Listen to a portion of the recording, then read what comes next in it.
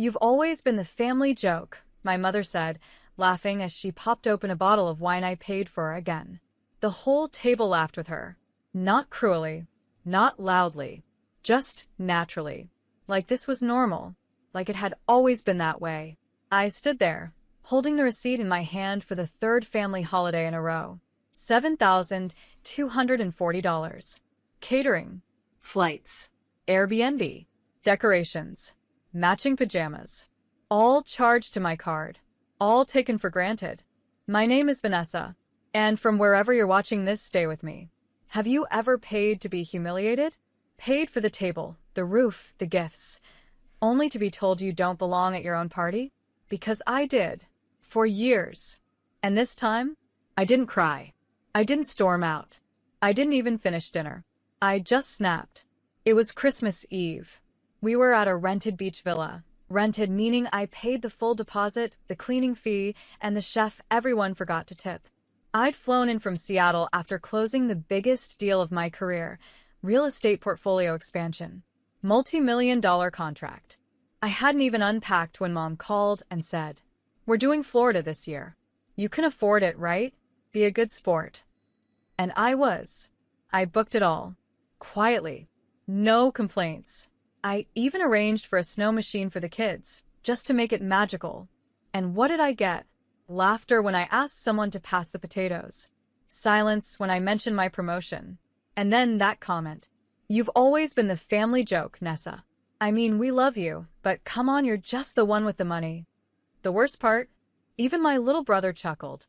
The one I loaned $12,000 to last year, so his business wouldn't collapse. He lifted his glass like it was funny. It wasn't funny. It was final. I stood up, picked up my purse, and said one line. "Then stay out of my life." My mom blinked. "What?" "You heard me. I funded this trip. And the last 3. I've paid for birthdays, anniversaries, down payments, hospital bills, everything. And in return, I get to be your joke?" No one answered. So I left. I didn't look back. I didn't slam the door. I didn't ask for a thank you. The next morning, I was already back in Seattle. Back in my apartment. Back in my silence. But not for long. Because what they didn't know, I hadn't just signed a deal before flying to Florida. I had bought a mansion. Cash. 20,000 square feet of marble floors, spiral staircases, and floor-to-ceiling windows that kissed the city skyline. A private gallery. A 2-story library. 5-car garage. And not a single soul in my family knew. Because for once, I wanted something that was mine. Untouched. And used. Not another thing they'd ask to borrow or crash inside for a week, just to recharge. No. This was my fortress. And when they found out, they would learn what it felt like to look at something they didn't get to enter. Not because I was cruel, but because I was done paying for access to my own dignity. The messages started pouring in 2 days later. "We heard you left. Is everything okay? Mom says you're being dramatic." "Hey, Nessa, was that your name I saw on the deed for the Thornton estate?" "Wait, did you buy that mansion?" I didn't reply. I was already moving in. And this time, the only key was in my pocket. I didn't block them. That would have been too easy. I wanted them to watch. To sit with the echo of everything they never appreciated. So I posted a single photo. Just one. A quiet shot of the marble staircase. Sunlight flooding through the windows like liquid gold. No caption. No location tag. Just the feeling. "You're not welcome here." Within 15 minutes, my cousin Dree texted. "Wait, is this your house?" I let it sit unread. Within an hour, my brother sent, "Yo, that's the Thornton mansion, right? You moved in already?" My mom's message came last. "Vanessa, we need to talk. This is all a bit much. You don't just walk away from family. But you do. You walk away the minute you realize you're only loved for what you offer, not for who you are." Moving day was poetic. I didn't hire movers. I had all my belongings shipped by white glove concierge service. Silent, professional, no questions asked. I walked through the mansion barefoot that first night. It didn't feel lonely. It felt like breathing in a language no one else had ever let me speak. No passive-aggressive questions about my choices. No borrowed furniture, borrowed time, borrowed money. Just walls that reflected me. 3 days later, my assistant forwarded me a voicemail. From my mother. You can't seriously be punishing us like this. We've always included you. You were never the joke, we just tease. That's what family does. That's what family does. No acknowledgement of the receipts I carried. The Venmo logs. The joint Christmas fund I filled alone. No sorry. Just defense disguised as concern. So I recorded my own message. Hi, Mom. You don't get to joke about someone who pays for the table you're laughing at. You don't get to ignore my milestones while cashing the checks that made them possible. And you don't get to call me dramatic for stepping back when I was never truly invited to begin with. I bought a mansion, not to impress you, to finally own a space where love isn't conditional on usefulness. And no, you're not welcome here. This isn't a punishment. It's peace. I didn't send it. I saved it. For me, Amara, my interior designer. Notice the tension. You're setting boundaries in concrete now, she said, pointing at the tall iron gates we had just programmed with facial recognition access. That's the idea, I smiled. If you never saw me when I was right in front of you, then you don't get past the gate now. She grinned. Savage. No. Not savage. Sane. The housewarming invitations were delivered a week later. Not to my family. To everyone else who stood beside me when I was still driving a rusted Corolla, working double shifts, and begging for a little acknowledgement. My college roommate who lent me her textbooks. My mentor who reviewed my first failed pitch deck at midnight. The janitor from my first apartment building who helped me fix my heater during a snowstorm. People who had no obligation, but chose to see me. They came. They toasted. They clinked glasses in my home. And not one of them asked, "How much did this cost?" They just said, "It's perfect. You deserve it." I stood at the balcony that night, glass in hand, watching the city blink beneath me. My phone buzzed again. Mom. Vanessa. I heard from Dree. Everyone's talking about your house. You're making us look bad. There it was. Not, "You must be proud." Not, "We miss you." Not even, "We're sorry." Just appearance panic. I didn't reply, because behind these gates, only love enters, and guilt gets turned away.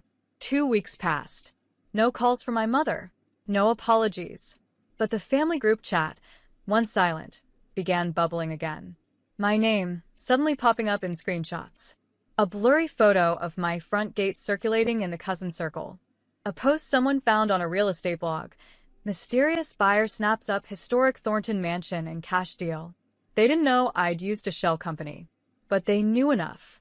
And their questions turned into whispers, then into envy, and finally into fabricated stories. She must be dating someone rich. She got lucky. Real estate's just a bubble. Honestly, she's always been a bit cold. We were just teasing. Teasing. The way they teased when I forgot to send extra for Mom's spa birthday. Or when I said no to my brother's third car payment. Or when I dared ask for my own key back after they used my apartment like a hotel. But this time, I didn't have to argue, because something better was on the way.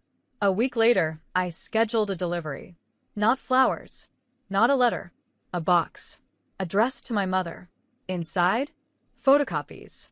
Labeled, dated, organized. Every invoice from the past 7 years. Christmas flights, 2018, $3,750. Emergency dental for just a loan, $1,200. Birthday trip to Cancun for her, $4,870. My brother's eviction covered, $2,940. Grandma's medical chair, $900. Last-minute catering for their vow renewal, $6,410. At the bottom of the stack, one note, written by me.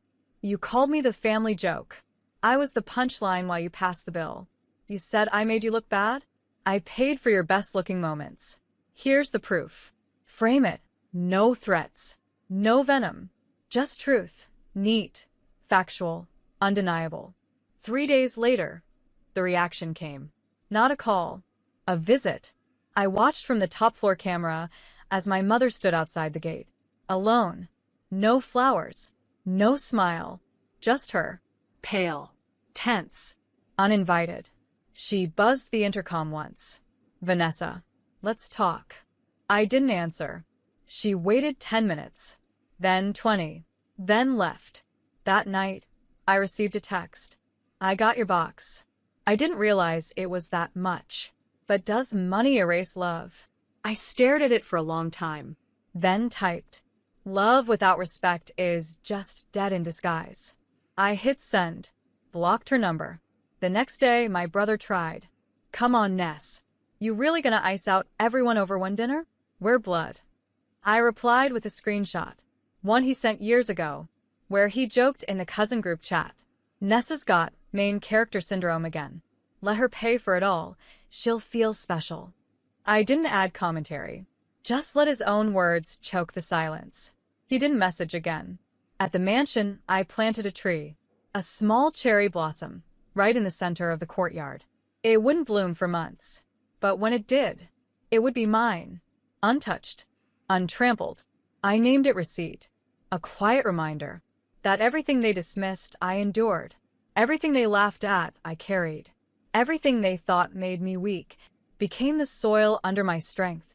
You see, they used to say, Vanessa's too emotional. She's too sensitive. She can't let things go. They were right. I didn't let it go. I grew it. Into walls. Into wealth. Into a life that no longer needed their approval. Because I finally realized something. You don't owe family your peace when they only show up to spend it. March rolled in with wild winds and soft sun. The kind of weather that made the glass panels of my mansion gleam like armor. It was peaceful, private, and most of all mine. And yet, the world still found ways to try to claw in. The local business magazine reached out for a feature on women of architecture and real estate. Apparently, word had spread that I'd closed a historic deal on the Thornton estate, and I was now the youngest Black woman in Seattle to purchase and fully renovate a legacy mansion. I agreed to the interview, not to boast, but to document something my family never gave me: visibility. The photo shoot was tasteful, no flashy designer labels, no over-the-top cars. Just me, barefoot in the garden with the cherry blossom tree, in soft linen and quiet strength. When the feature went live, I sent the link to my old professor, my first boss, even the librarian from the public center I'd used in college. But not my family. And that was deliberate. 2 days later, I hosted my first formal dinner. A real one. The kind with gold-rimmed place cards and an outdoor candlelit table that stretched across the terrace. There were 20 guests, each one carefully chosen. A single mother I met at the women's shelter. A retired teacher who once told me I'd outgrow my silence. A girl I mentored who'd just landed her first apartment. It was a table built on earned seats, not inherited roles. As guests arrived, I handed out golden envelopes. No names, just a warm embossed phrase. You are not the joke. You are the reason. Inside each, a $1,000 donation in their name to the local housing foundation. The woman who used to clean my first apartment's hallway cried when she opened hers. Vanessa, why? Because I remember who handed me a towel when my heater broke and I was shivering on tile floors. You helped me feel human. This is just acknowledgement. Meanwhile, my family was on Facebook Live, celebrating my cousin Jenna's engagement. The same cousin who once told me, "You're cute, Ness. But no guy wants a girl who works that much." Mom was in the video, holding a wine glass, laughing. She looked good, unbothered. But someone must have sent her the article, because at 2:47 a.m., I got a message from a new number. I saw the piece. That house should be filled with family, not strangers. Strangers? No, Mom. These were people who saw me, who never called me dramatic for crying, who didn't roll their eyes when I pulled out my laptop on holidays, who never called me the joke. I didn't reply, but I did screenshot it. And then I printed it, framed it, hung it near the back exit, right next to the security panel they'd never touch. I wasn't angry anymore. That was the truth. I didn't need revenge. I didn't crave an apology. I just wanted space. Clean, earned, unshared space. My cherry blossom tree had its first bud. Tiny, Pink. New. and as I stood beside it, wine in hand, I thought. They laughed when I paid for the dinner. They mocked me while wearing the clothes I bought. They toasted with the champagne I delivered. And now, they could toast themselves, because they were no longer on the guest list. And this time, no amount of guilt would forge a golden invite. The first time someone tried to sneak in, it wasn't literal. It was my brother. He DM'd me through a burner account. No name, no photo, just a message. Hey. I know we messed up, but Mom's not doing well. Maybe you could reach out. No apology, no ownership, just guilt wearing a sick face. I didn't even open it right away. I was too busy finalizing the funding paperwork for a project none of them knew about. A transitional living space.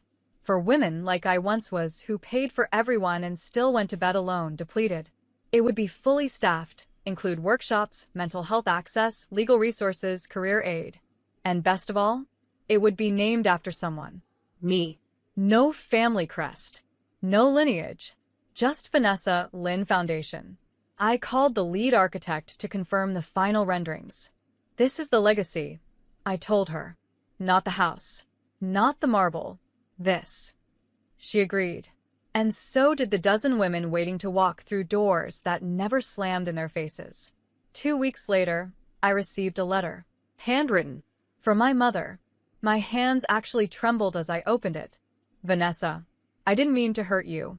We were just having fun. You always seemed okay. Strong. We never imagined you were keeping score. I don't know how to undo it, but I do miss you. Your home looks beautiful. We saw the article. I'm sorry if we ever made you feel less. Come visit. Just you. No speeches. No drama. Just us. Us. Like I was part of them again. Like I'd always been welcomed. Not tolerated. I stared at the note for a long time. Then I folded it. Tucked it into an envelope. Wrote nothing. Sealed it. And slid it inside a larger manila package. Inside the package? A full-color printed brochure. For the new foundation. Its vision. Its mission. Its donors. And on the back, my quote. Family is not who laughs at your pain over dinner.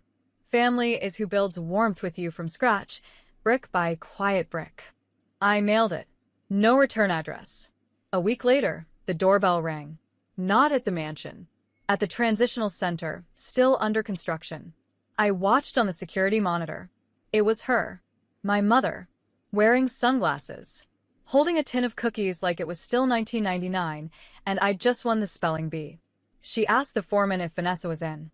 He said, sorry. Only staff and residents past this point. She stood there for a minute, then walked away. That night, I wrote in my journal. They never imagined I'd walk away. But they never imagined I'd build something that didn't include them, either. Not out of cruelty. Out of clarity. Because when you're always the punchline, and they think you'll always laugh along, they stop checking if it's cutting you. And when you stop laughing, they panic. But I wasn't bitter. I was brutally peaceful. The center opened with a quiet ceremony. No ribbon cutting. No press. Just soft music. Candles. A welcome dinner. One of the girls asked if I had family coming. I smiled. They saw me, just not clearly enough. She nodded like she understood. Because she did. We all did. That night, as I locked the main doors, I whispered, not all doors need to be shut out of hate. Some just don't deserve to open again. Especially when the people knocking helped build the lock. The last time my mother saw me cry, I was 26. She told me, after I maxed my savings covering my brother's hospital bill, you're not obligated, Vanessa, but it's what family should do. Then laughed when I looked tired. Back then, I thought tears were weakness. Now I know they were warnings, ones I stopped ignoring. So when I saw her latest post on Facebook, tagging my name like bait, I didn't react. Some daughters change when they get money. Cold. Distant. Pretending to be better. The post had one photo. From 10 years ago. Me, squinting in a wrinkled graduation gown. Holding flowers I bought myself. I didn't respond online. I just adjusted the thermostats in my mansion to off. A silent metaphor. Because if I was cold, it's because they left the windows open during every storm. That week, I hosted a winter retreat for women in the transitional program. Cozy robes, custom journals, group therapy by firelight. One night, a girl asked, timidly, "Do you ever miss them?" I paused, sipped my tea, searched for honesty, not cruelty. I missed the idea of what they were supposed to be, but not the people they chose to become. She nodded. She was 19. Her own mother sold her things for pills. I didn't hug her. I didn't offer platitudes. I just handed her a key to her own room, with her name carved above it. No one had ever given her that. 2 days later, a private number rang. I answered out of instinct. My mother's voice. "You froze the accounts." My lips curled. Yes. After years of having my name tied to their emergencies, their bounce-backs, their gaslight-covered overdrafts, I'd unlinked everything. The last shared utility, the savings sub-account I used to keep open for emergencies. All gone. Not in revenge. In release. "That's illegal," she snapped. "No," I said calmly. What was illegal was using my identity to lease a condo I didn't authorize 3 years ago. Dead silence. She didn't know I'd found that. Didn't know I'd fixed the credit hit. Didn't know I'd traced the IP login back to her address. She thought I'd never look. I always looked. I just didn't speak, until now. "You've changed," she said coldly. "Yes," I said. "That's what healing looks like from this side." Click. Later that night, I opened the back hallway closet in my mansion. Inside, untouched, was a small red coat, size 6T. The one I wore as a child when Dad left. Mom kept it, always told me it was my little shield. I picked it up. It smelled like cedar and old chapters. I folded it, tied a note around it. "I've built my own shield now. One you don't hold." I mailed it to her. No return label. No explanation. Let her wonder.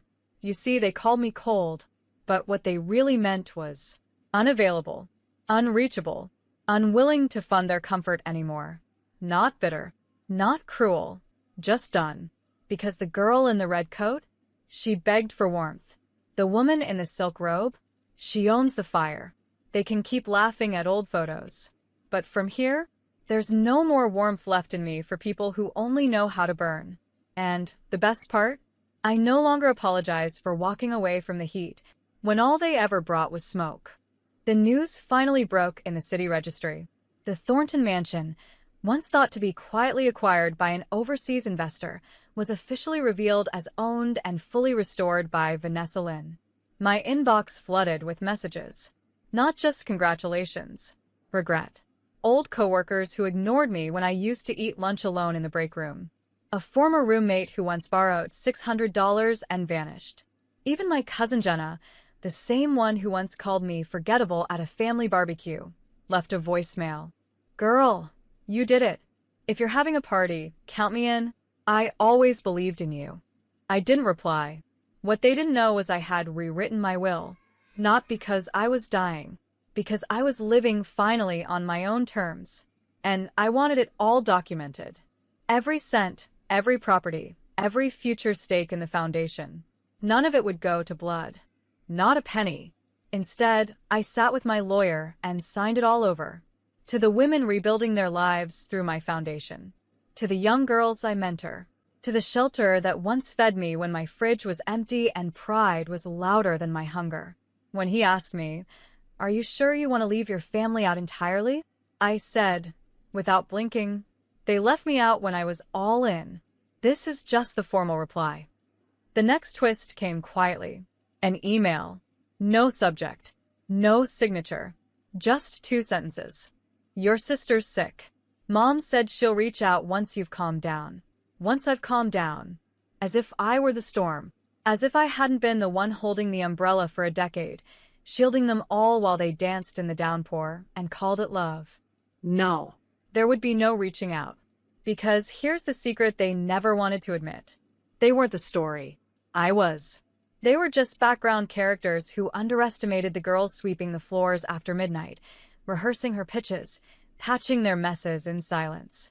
And when I finally walked off the page, they panicked because they couldn't rewrite what they no longer controlled.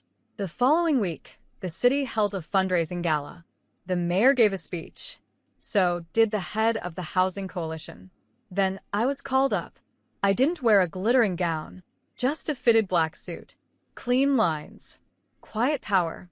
I walked to the podium, looked into the crowd, saw a familiar face at the back. Mom. Standing in the shadows. No ticket. No seat. Just watching. I didn't acknowledge her. Not out of cruelty. But because this wasn't her show anymore. My speech was simple. They once called me the joke. They laughed when I paid the bill. I used to think I had to earn their love through sacrifice. But love doesn't demand you go broke, proving you're worthy. It stands beside you when you have nothing.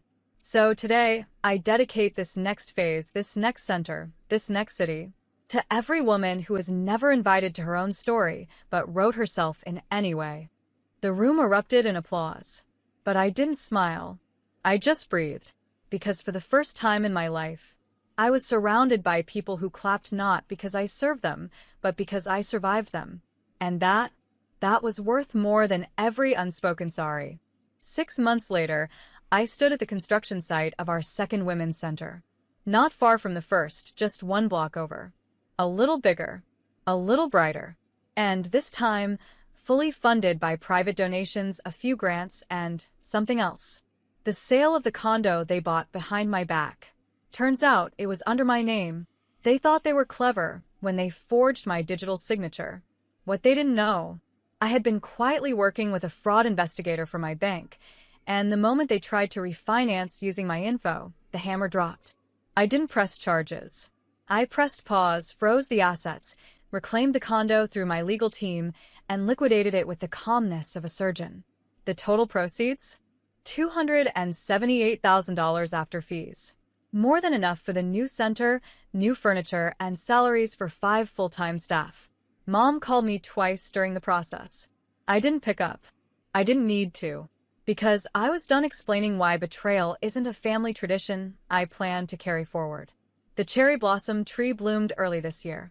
Soft pink petals fluttered down the courtyard like confetti meant for a celebration no one else could define. One morning, I sat under it, sipping coffee, when a staff member approached quietly. "There's a woman at the gate. Says she's your mother." I didn't look up. "Tell her there's no Vanessa here. Just the foundation." She nodded, walked away. I sat there. Let the wind carry the moment. Let it pass. Because that's what healing teaches you. You don't need to win the fight. You just need to stop bleeding for people who bring the knife. That night, I hosted a quiet dinner for the new residents. 7 women.